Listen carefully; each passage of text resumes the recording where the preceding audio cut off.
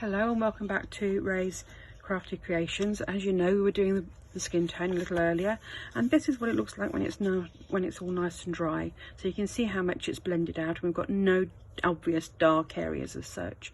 Well, we're going to make this little lady blonde today, and I'm going to be using a mix of pens for this.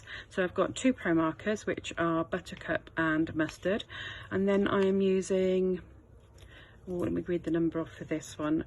Raw Sienna, which is a golden brown number 7 from the illustrators, and Goldenrod, which is the golden brown number 4. Okay, now the palest of my 4 colours is this one, which is the Buttercup, and I'm going to use this to put a complete layer over my hair to start with, just so that I've got a real sort of gentle tone to start work with, because as you noticed before when I did the skin, I needed to cover most of the hair. But what you will notice is, rather than working in circles, I tend to work in lines now, because just in case I get directional marks from what I'm working in, I want to make sure that I'm going backwards and I'm sort of keeping in the lines a bit with the way that the shading is going, because it's a good habit to get into, because when I start adding the other colours, I'm going to need to have them all going in the same directions as I'm working now. And that's, I'm just putting these colours down.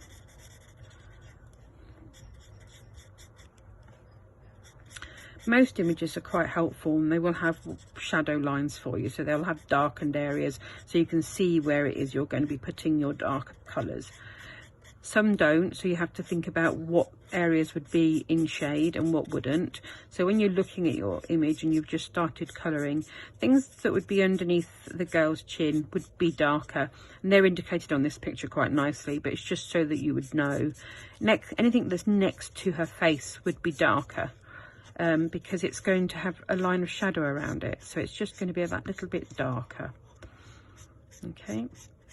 The bit here underneath the hair as it folds over would naturally be darker. As you can see, I'm working in lines. You can see that those flick motions are starting to show on the longer areas, which is fine.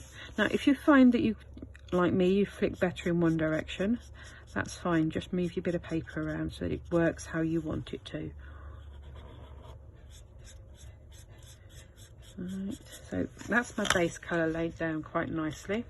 I'm going to go in with my next one, which is going to be the Mustard, which is my next one to be starting to put dark shadow and light in. So I'm going to go where I know that I'm going to have some shadow. So I'm going in here, and as you can see, I'm working in flicks so that there are no obvious ends to what I'm doing. It's just sort of will blend out quite nicely. So here we go. This is going to be darker because it's under her chin. Okay, here will be a lot darker because it's right at the back. I've got the bits here on her plait on the edges that will be darker as it passes in to and out from behind the plait. So I'm just going to start putting those in so I can see where my shadows are going to be. Now, it looks very rough at this point, but it's just you marking it up so you've got an idea of where all your shadows are. Okay, because as you go in, you're going to go in with darker colours to create more of your shadow, to give you more light and tone as you go along.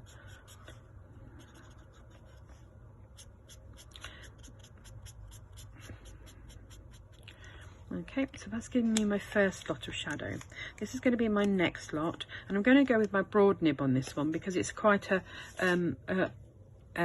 easier way of doing for what I want to do, because I want to lay quite a bit of shadow down quite quickly. So I'm just going to put it in where I want it, and I'm just flicking it in to those areas and making sure that I am leaving some of that really pale colour right at the beginning, because I do want that to stay. Okay, I'm going to put some of this down here, and I'm going to go here. So you can see it's gradually starting to fill in. Okay. Now when I go in with my darkest, which in this case is the Raw Sienna, I'm going to be very careful because I really don't want a lot of this in. I don't want to be spending out. So I'm literally going to be putting little tiny flicks in right on the edges of what is where my shadow is. Can you see it's tiny little bits coming in?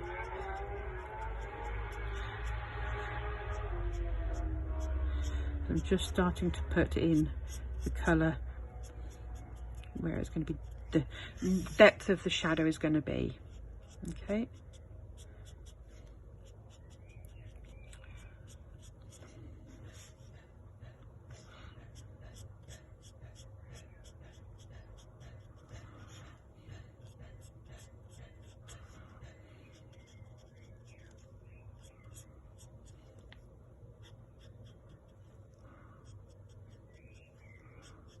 Okay. So now it's starting to look a little bit patchy. You're thinking, oh no, this isn't going to work. But now I'm going to go back. Now I'm going to miss out my golden brown from the illustration. So I'm going to go straight back in with my